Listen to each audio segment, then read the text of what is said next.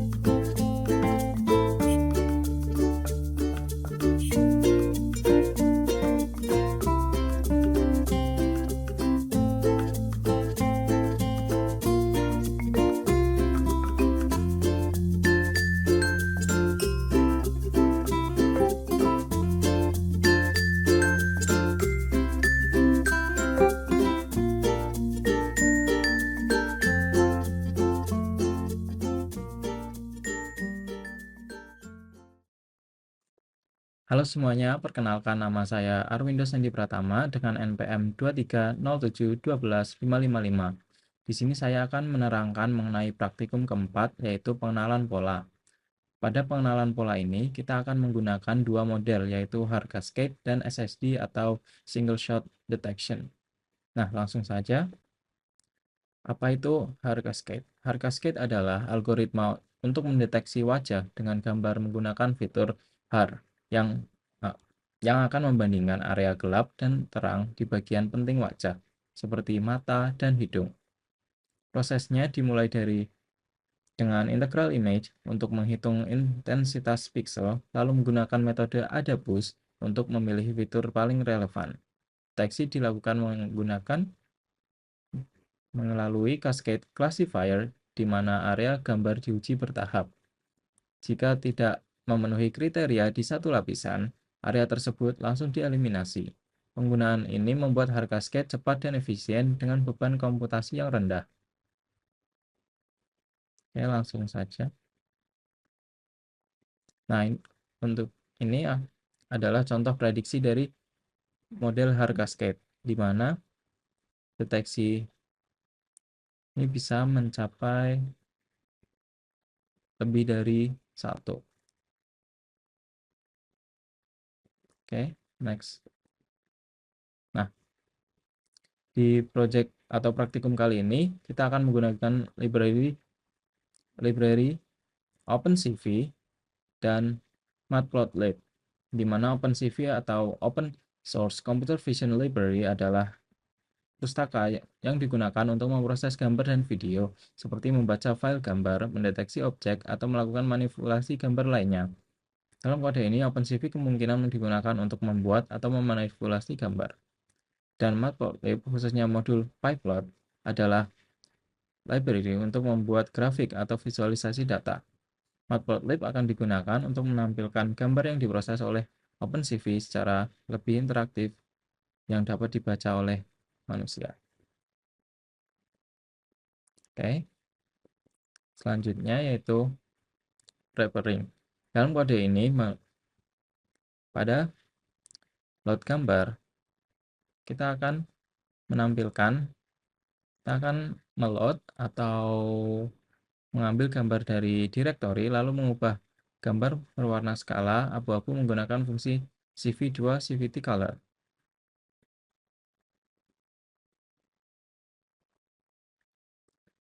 Oke, selanjutnya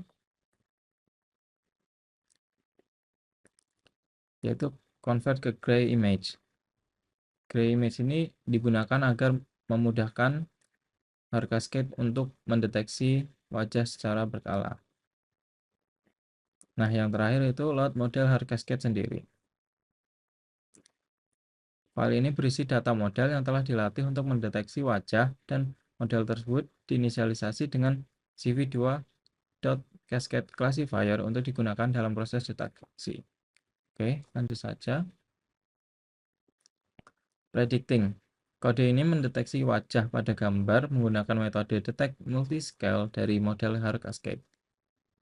Deteksi dilakukan pada gambar grayscale dengan pengaturan skala pencarian scale factor.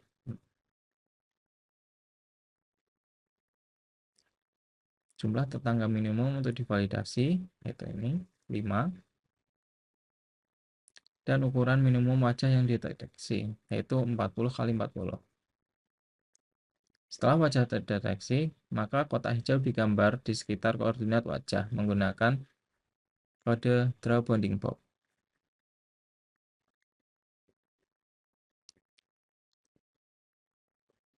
Nah, dilihat ini adalah contohnya.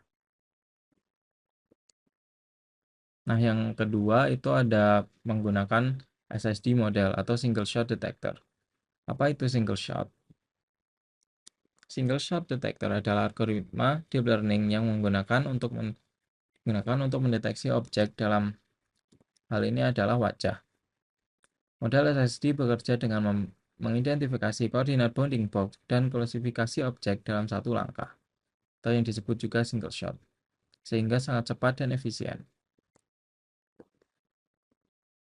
Oke, selanjutnya pada Preparing yaitu mempersiapkan sistem deteksi wajah dengan memanfaatkan model SSD. Pertama, pada library OpenCV digunakan untuk pengolahan gambar dan model SSD dimuat dengan file arsitektur deploy.proto.txt. Dan bobot yang sudah dilatih yaitu dapat dilihat di sini.